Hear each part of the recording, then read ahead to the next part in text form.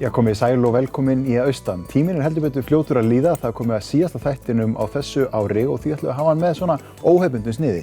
Já, heldur betur. Við ætlum aðeins að líta svona yfir farinn veg, sjá smá svipmyndir úr seríunni 2019 og já, áður óséð efni aðeins og jú, kannski eitt eða tvö smá mistök, stundum gerum við mistök. Það er afar sjaldan. Já, efni sem að líklega allir vilja sjá nema við. Sennilega. Það er allavega ýmislegt skemmtilegt á boðstólum í kvöld og bara við ætlum að byrja á því að fara í smá svipmyndaleiðangur. Hárrétt. Gjörðu svo vel. Ég er bara rosalega hamingjusöm að fá að koma aftur á annan æðislega stað. Minn mælikvarði er gott kaffi, en ég getur drukkið það kalt, þá er það gott. Já. Hvernig er geðheilsan núna hjá ykkur? Það er svona að koma sko, þetta er búið allir gangur sko. Hann sagði sko, þegar þau eru einu sinni gengin í klaustur Lídíu, grísku mjólkurgyðjunnar, þegar þau eru einu sinni komið þar inn fyrir dyrnar, þá er ekki leið út. Þannig að þú ert ekki landurur til þess að forðast fólk? Nei, allir ég sé ekki einn af fáum sem er ekki landurur til þess að forðast fólk. Ef við höldum áfram að lifa eins og við gerum í dag, þá kannski spurning verður einhver framtíð. Voru þið svona lítil? Já, þetta er algengasta spurningin. Var fólk lágvaxnara í gamla daga heldur en er í dag? Af því að hér er lágt til lofts. Ég byrjaði að kenna hérna 1981. Og þess vegna hef ég kannski verið að reyna að einbeita mér að því að vera með kaffihús sem að... Og reiknaðu nú. er svolítið sveitalegt, svolítið eins og þú sért að koma... Nei, einmitt, algjörlega, já. Í heimsókn til ömmu og amma sé svolítið að velta því fyrir sér að þú sért alltaf grönn. Þú þurfir að fá stórar kökur og þú þurfir að fá nóg af þeim. Þetta verður spennandi að fylgjast með, við komum að heimsækja þegar þetta verður komið. Klárlega. Og svo er bara te og kaffi og við sitjum bara og slúðrum með konungsfjölskyldur. Formlega og óformlega. Titlaði mig sem uppvaskara. Þegar fólk er að þakka fyrir matinn, þá segi ég þeim að þau séu ekki tala við réttan aðila. Má klippa þetta? Já, það má klippa. Ég þakka fyrir uppvaskinn. Þakka fyrir uppvaskinn. En það þarf að vasku upp, sko. Já, það er vasku upp. Já, velkomin aftur. Það var gaman að sjá þetta. Nú er reyndar komið að þessu sem að okkur kvíður eflaust svolítið fyrir. Já, ég er mjög stressaður. En nú ætlum við aðeins að fara yfir svona það sem miður fór.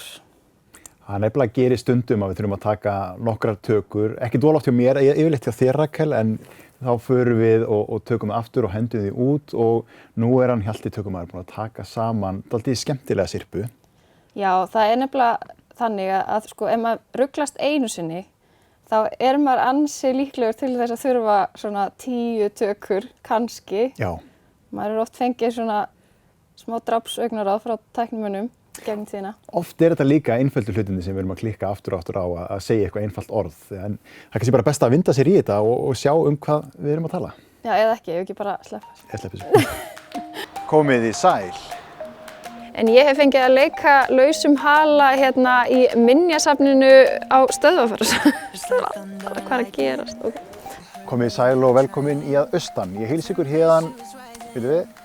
En ég hef fengið að leika lausum hala hérna í minjasafninu á Stöðvars. Akkur get ég ekki sagt þetta? Veitu þið hvað var ég að segja?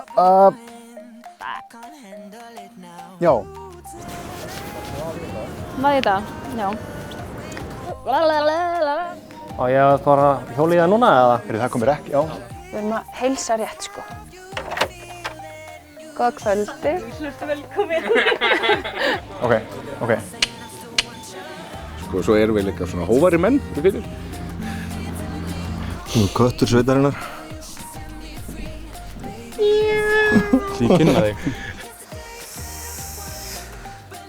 Já, nú maður ekki alveg hvað spurður um. Já, við náttúrulega þegar við erum að segja fólki frá því að þetta sé möguleiki þannig Mjög góður botn, þó ég segi sjálfur frá.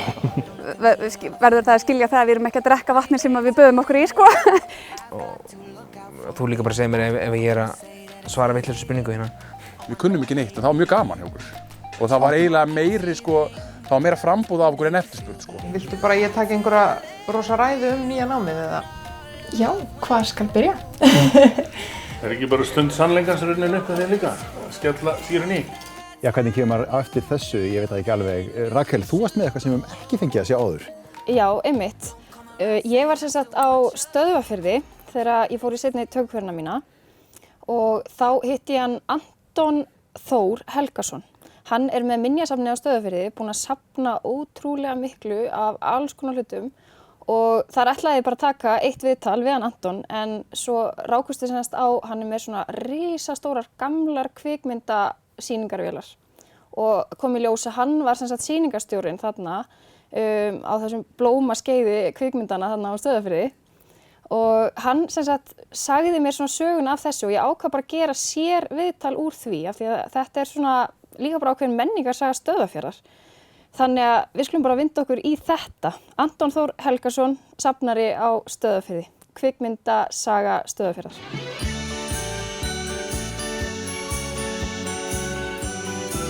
Það svolítið áhugaverð saga kvikmyndasýninga hérna á Stöðvarfirði. Hann Anton hérna, hann með leyfi. Þú varst með sérstakt leyfi á þessar vélar, er það ekki? Jú, ekki kannski bara þessar vélar heldur til að sýna kvikmyndir.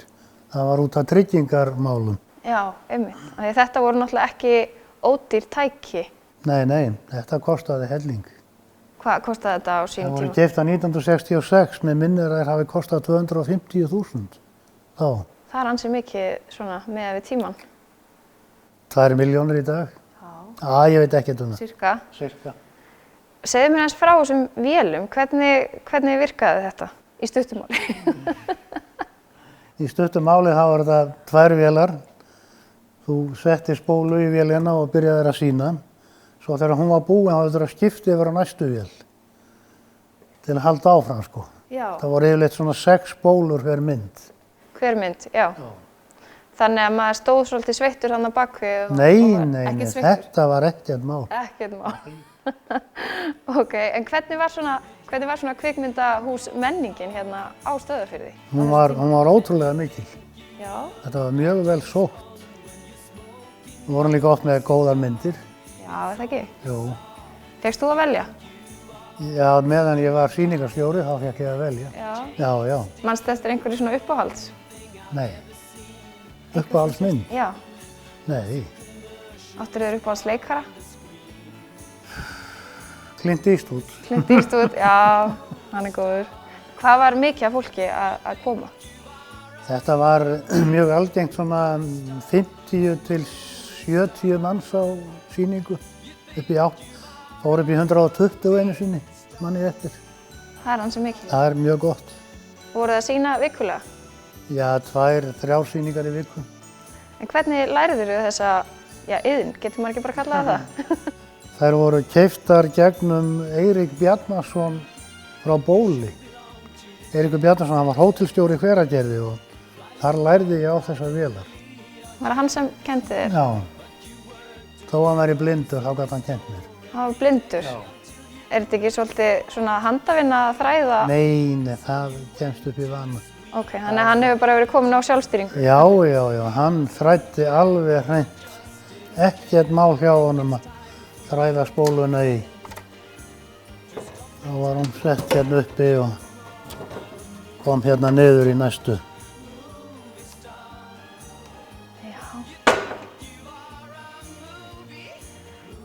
Telurðu að þetta hafi verið svona svolítil innspýting fyrir menningarlífið hérna í bænum? Ef við getum kallað það menningu að vera með bíó, þá var þetta mjög vinsælt.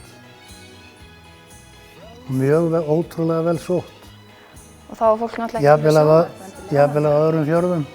Já, þið voru að fá hérna fólk alls staðar að fjörðunum? Já. Nei, þegar þetta byrjaði þá var ekkert sjónvarp komið.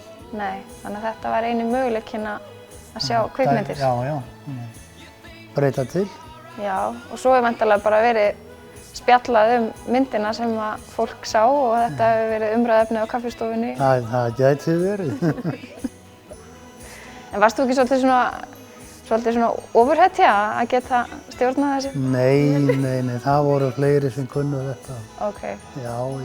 Voru fleiri með svona leyfi? Nei. Þú ert með svo flott hérna leyfi frá öryggismálastjóra Reykjavík. Já, nei, það voru ekki fleiri með það. En já, það að gera góða sjónvarpsþætti, það samstarf og ekki bara samstarf milli mín og Rakelar, heldur erum við líka að vinna þættina með tókatækni sem eru þau Hjalti og Heiður sem að búa fyrir austan á tókastöðum. Og það heldur betur gott að vinna þetta með þeim. Já, það eru rosalega margir kostir sem fylgja því, náttúrulega fyrir utan það hvað eru frábært fagfólk, þá náttúrulega líka gott að hafa heimamenn, þannig að Hauka í horni, þau náttúrulega þekkja svæðið miklu betri við skulum bara alveg viðurkenna það og svo, þau eru náttúrulega rosalega vel tengd og maður getur alltaf hringt hérna, heyrðu, ég þyrfti eiginlega að finna eitthvað skemmtilegt viðtal á Djúpavogi, þá koma þau bara með, heyrðu, já, þessi sniður og þessi góður og býta aðeins, ég ætla að heyra þessi í einum. Já, við myndum örugglega villast oftar ef við myndum ekki þekkja þau og svo samanskapið líka finnum maður hvað viðmælandinn slakar oft á þegar hann sér kunnuleg andlit sem eru þá, já, Hjalti yfirleitt. Já, akkurat, maður er nú alveg oft lent í því að hann þekkir viðmælandann vel eða mjög vel og þá einhvern veginn verður strax auðveldara að svona mýkja fólk upp. Algjörlega. Og hann ánvalið sín trikk í því, hann Hjalti, sko, línan, það hefur enginn dáið í viðtali ennþá, eitthvað sem hann notar mjög mikið og við ætlum að sjá mitt viðtali við hann hérna núna á eftir, þar sem að hann byrjar á því að tala sjálfur um þetta og þá var hann ekkert alveg viss að þetta virki svona. Já, og svo náttúrulega annað sem frábært að þau eiga náttúrulega svakalegt bara bókasafn, eða maður getur kannski sagt bókasafn, myndasafn. Myndasafn frekar. Já, það ekki? Klálega. Afsest bara alls konar efni sem tengist Austfjörðum og Austurlandi. Þannig að það oft, ég til dæmis tók viðtal bara að sumri til líku við, eða það var allavega ekki snjór, á Seyðisfirði Fjarðarheiði og Fjarðarheiðargöng og sko innslagið varð miklu betra þegar hann var búinn að bæta inn myndum sem hann átti af alls konar fólki í barningi í snjó upp á heiðinni. Akkurat. Ég lendi nú líka í barningi upp á heiðum og við vorum að keyra, ég og Hjalti og Hjalti er náttúrulega myndatökumæður sem allir leita til þannig að rúfa með okkur í bílnum, vorum að taka innslög fyrir þau líka í leiðinni. Ég festi bílinn og það var klárlega mér að kenna, það var ekki þannig færð úti. Hjalti var ekki lengi að taka upp símann og það voru konið 2 jeppar að draga bílinn, þannig að við gátum alveg haldið svona nokkuð tíma áætlunum okkar. En ég fekk hann Hjalta til mín í settið á Hótel Valaskjálf og þar tókum við smá viðtal, við ætlum að fá að sjá brot úr þessu, allt viðtalið á n4.is, en við skulum kíkja aðeins á Hjalta. Ég byrjaði sem atvinnumaður í mars 1999, sko. Það fór að hafa fulla vinna þessu, en ég byrjaði 95 að senda á RÚV myndefni og já, svona bara óklippt, bara spólur, sko. En svo 99 þegar Jói Hauks kemur hérna, Jóhann Hauksson, og þá á RÚV Öst hérna, og þá var í massífa sjónvarpsvinnslu hérna, sko. Já. Og, já. Þú talar spólurnar, sko, það hefur margt breyst á þessum tíma, heldur betur. Það voru bara spólur og klippt í svona spólu í spólutækjum, sko. En svo 2003 þá kom Avid klippitölva og það er alltaf miklu þægilegra og skemmtilega vinnuumhverfi, sko. Var ekkert flókið að færa sig yfir? Nei, ég er alls ekki tölvumaður, sko, þannig að það er svolítið, ég er aldrei kveikt á tölvu áður en ég fór í þetta, þannig séð. Og ég er ekki mikið tölvumaður svona í grunninn, sko, en að klippa er alltaf bara, það er ekkert mál, sko. Já. En það er alltaf miklu, hitt er alltaf bara spólur og það dót er alltaf bara betur farið, sko. Já. En það eru mikið af ferðalögum sem að tengjast þessu starfi og þú hittir rosalega mikið af viðmælendum. Já. Hvernig, já, þú hlýtur að hafa lært helling á þessu? Ég veit það ekki. Það er örugglega að taka viðtal við nokkuð 1000 manns, sko, eða sért vera bak við vélina. En svo er það líka bara að fara í alls kyns aðstæður sem að kannski almenningur lendir aldrei í. Fara í þyrlum og taka myndir eða á staði sem að almenningur kemur aldrei á. En svo er alltaf myndtökumaðurinn alltaf að ég líti þannig og hann sé svona auga almennings. Hann er að taka eitthvað viðburðið af eitthvað sem er gerast og miðlæti til almennings með sínu auga sem myndavélin er, sko. Það lendir í aðstæðum og hlutir sem að almenningur kannski fær aldrei að sjá, sko. Þetta lítur að vera svolítið góðu banki af myndefni sem þú situr á. 1000 tíma, sko, efni sem alltaf verður merkilegt með tímana, sko, viðtöl og annað sem að fólk sem að fellur frá og hlutinni breytast, þannig að þetta eru alltaf heimildi líka, sko. Já. Frá líður, sko. En þú og Heiður kona, en þið eru bæði í þessu og þið vinnið þetta saman. Hvernig er verkaskiptingin í þessu? Ég sé að kvikmynda og klippa mest allt í seinni tíð. Hún sér meira hljóð og grafík og svona frágang og svona tölvu umsjón, sko, því ég er alltaf ekki tölvumaður, sem ég segi. Þannig að það er svona hennar deild, sko. Tölvudeildin er efri hæðinni.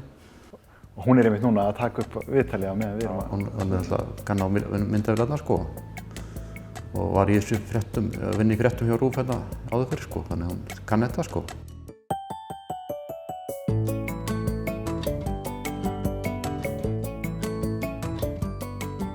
Ágætt að fá svona smá hlé til þess að fylla þess á kaffibóllan. Við ætlum að halda áfram hérna í að austan, við erum með óhefbundinn þátt. Í starfi fjölmiðils er mjög mikilvægt að passa upp á góða íslensku. Hún Rakel, hún einmitt fór og kíkti aðeins á það. Segðu okkur hans frá því, Rakel. Já, þetta reyndar ekki íslenska fyrir Íslendinga vegna þess að hún Berglind Einarsdóttir sem ég talaði við á Djúpavogi. Hún upphaflega ætlaði að tala við hana það að hún sem sagt kennir íslensku fyrir útlendinga sem eru búsettir á Djúpavogi og vinna þar.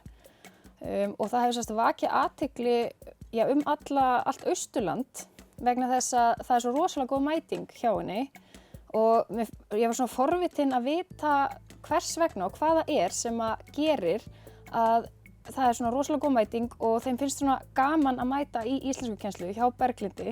En ef við ekki bara kíkja á þetta, það er hún Berglind Einarsdóttir, íslensku kennari fyrir útlendinga á Djúpavogi. Ég er kennaramentuð og undanfarin, ég er búin að gera þetta í ansi mörg ár, að kenna svona af og til, með hlýjum, kenna útlendingum íslensku.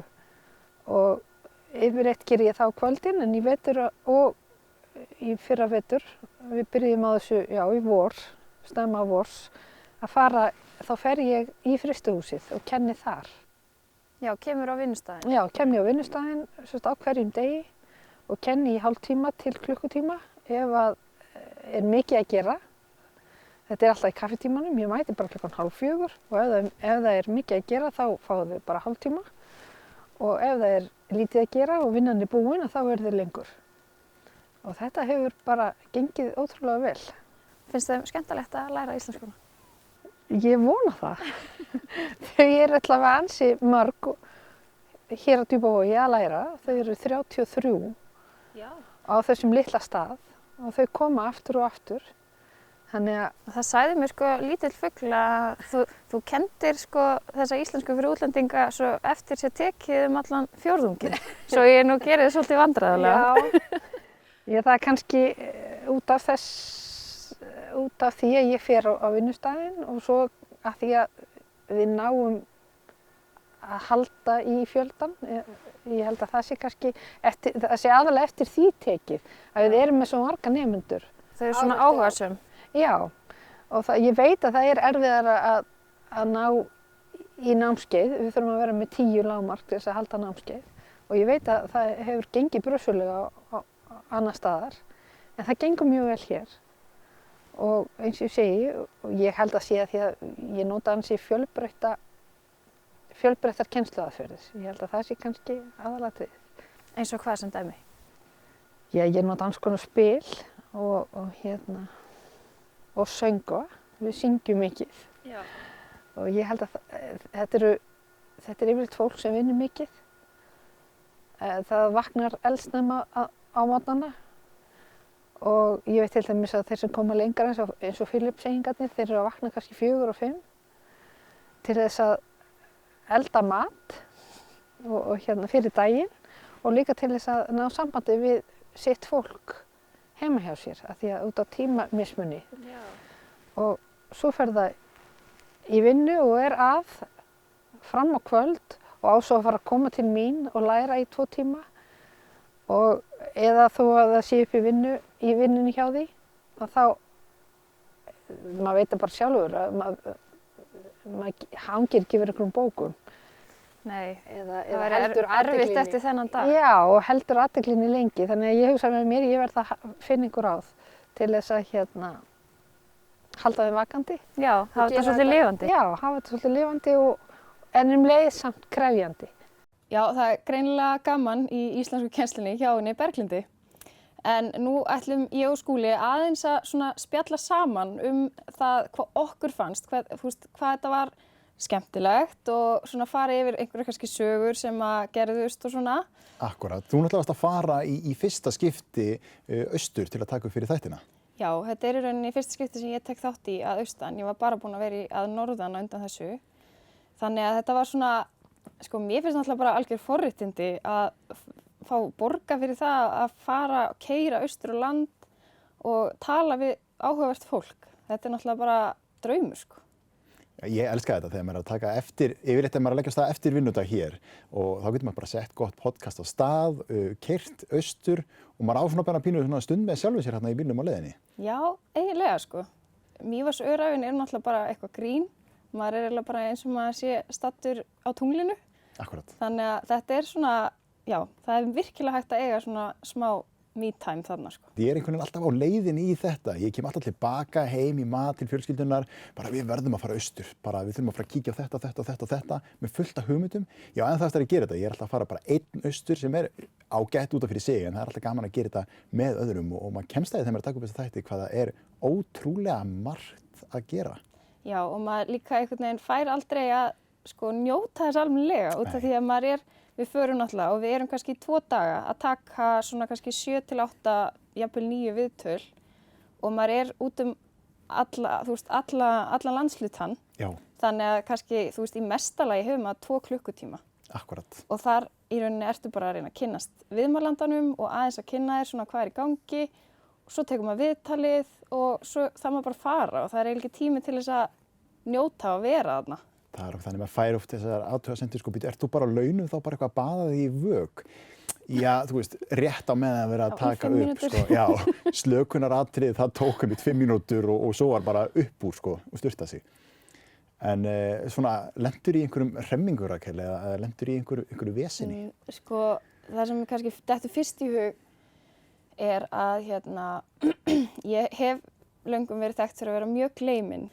En ég var nýbúin að fá nýjan síma. Svo fer ég austur daginn eftir þetta og það fyrsta sem ég geri, fyrsta daginn, er að gleyma þessum brjálæðislega síma upp á Fjarðarheiði.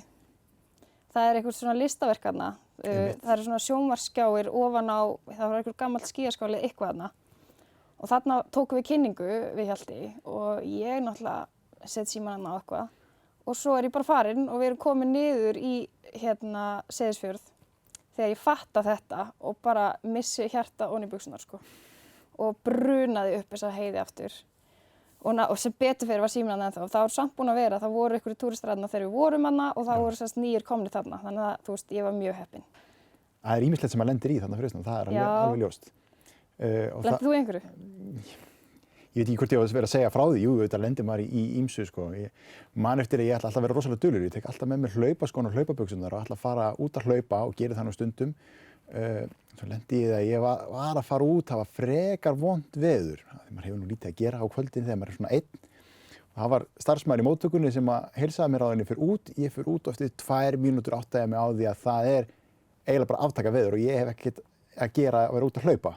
Nema stoltið mitt var aðeins meira en það en ég geti snúið tilbaka eftir 2 mínútur hlauparúnd til þess að koma aftur upp á herbyggi. Þannig ég lét mig hafa í klukkutíma bara til þess að halda kúlinu. Út af þessum eina starfsmanni sem þú hefðir áhyggjur af að myndi dæma þig sem einhvern ræfil. Já. Það mætti alveg halda að við værum svolítið misheppnuð og það er kannski með þessina sem við eigum að kíkja yfir í seinni pakkan. Það er búið að klippa saman fleiri mistök. Þannig að við vindum okkur bara í þetta og rífum plásturinn af. Gjörðu svo vel. Á 50 dögum þá leggjum... Komið sæl og velkomin... Aftur. Nei, þessi var lélegur. Það er svo mikið stíll á okkur.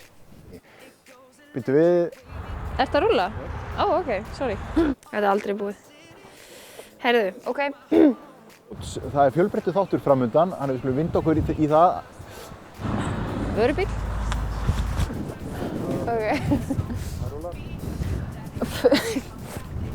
Hvað ertu að gera akkurat núna? Ég er nú að tengja 0 þarna fyrir þessar töflu. Tengja 0? Já. Hvað þýðir það? Þetta er bara stuðmaður, geggjað. Já, úr þetta rekka. Klippum við ekki bara þessa spurningu út og þurfum svara henni? Jú, en þú kannski bara... Herðu, þetta er... Sorry. Ég er stöðvarstjóri í Lagarfossvirkjun. Já. Vélfræðingur er djöfull. Jú, líka. Já. Einhver djöfull. Þú herði að koma í kaffi líka, sko. Mástu það heitt fyrir þessu? Manni, hvað heiti ég held? Og talandi um með öflugt leikfélag í skólanum að það sé þá fyrir þau þegar þau eru búin? Eiginlega alveg upp að. Hvað að þér? Setningar frá Er þetta ekki íbúð. örugglega klippt út?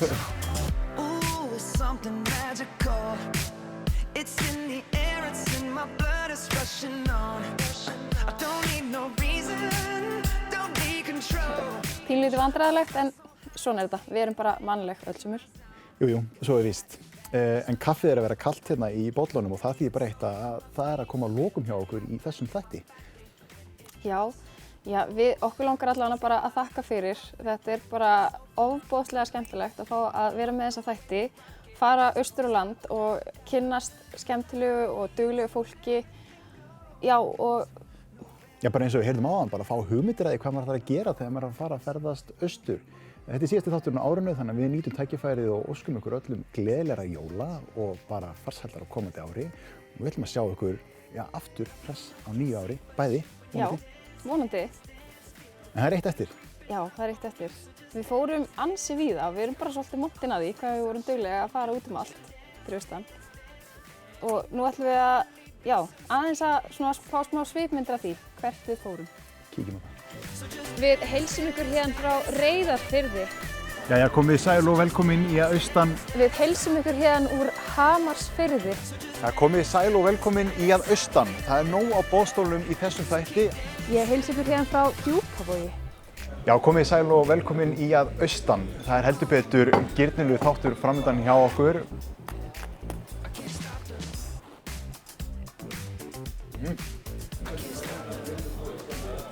Það er alveg ekta stró í henni. But you dance, dance, dance, good, good creeping up on you, so just dance.